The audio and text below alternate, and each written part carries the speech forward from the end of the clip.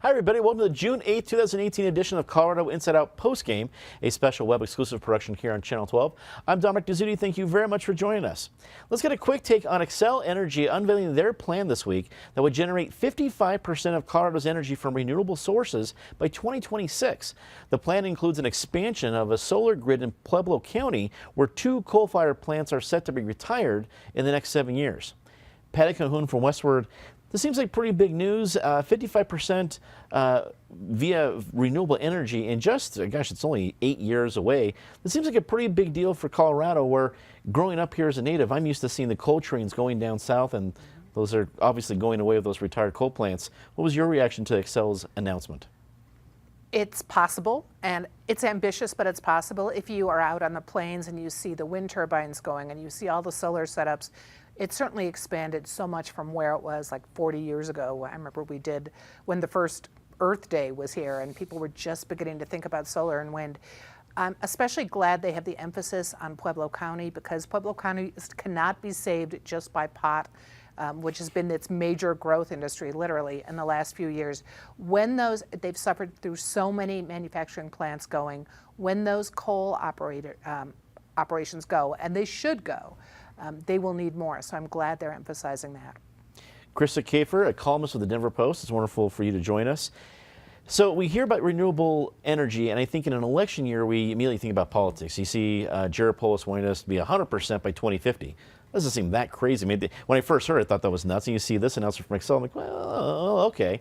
And you also hear some old school political factions when it comes to energy. And frankly, they can go a little bit of both ways, with natural gas and oil companies and coal companies kind of at each other's in each other's pockets, because natural gas is what's killing coal off. It wasn't just some sort of decision to go solar. That helps, but it's because natural gas is so cheap and plentiful here in Colorado. So when you see this announcement from Xcel Energy, what stood out to you? I think it's terrific. So we've got natural gas, which of course we get, fracking has opened up a lot of energy for this state. Also, we can export it, obviously. We also have abundant sun and wind. We need to be a little bit careful because wind kills a lot of birds and bats, and we don't need that. But if we can put those wind turbines and the solar farms in areas where they have low environmental impact, turn these coal-fired plants off, get some natural gas flowing, I think we're going to have a cleaner state, probably cheaper, cleaner. What's wrong with that? Ben Gelt, Public Affairs Consultant, thank you for joining us. There's always going to be a political angle to this, and this sounds like good news, and I'd be with Chris about this. What is there to really argue with? But that's what politics is for, finding something to argue about, sure, even when common sense says everything is fine. Do you think we're going to see some fighting about this one way or the other before Xcel can make it a reality? No, I think that the fighting that will go on, there might be some rhetorical and some headlines and some blah blah, but this fight has largely been fought.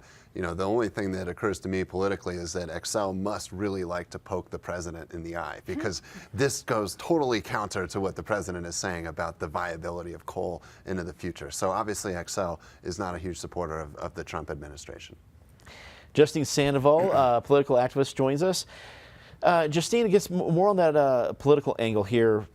I guess sometimes you have a movement that you want to see some progress, and if it sees some progress, that's wonderful. That's what you've been fighting for.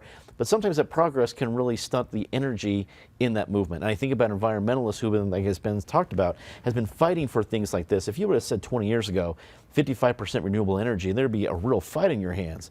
Well, if we could actually see renewable energy being the majority of energy developed in Colorado, do you think it's going to take a little bit of the environmental political wind out of their sails because of major thing being accomplished? Well, you know, this whole thing from Xcel is fabulous for the state. It's a great win for environmentalists. It's a great win for Colorado. We've been working on renewable energy for a long time, and there was some skepticism in the beginning that it would really take off, but it has become a huge industry. It's become a tool now where we can see a future of renewables here in Colorado. As great as that is, it's also not great for the 100 union jobs that are going to be lost in Pueblo right now, which when it comes to union, that's another political fight that we're going to look into. So these coal plants were originally brought down there with the promise of jobs, and now these jobs are going away. I know right now Xcel is working with about 80 people to transition those jobs into these new solar jobs that are coming down there, which is great.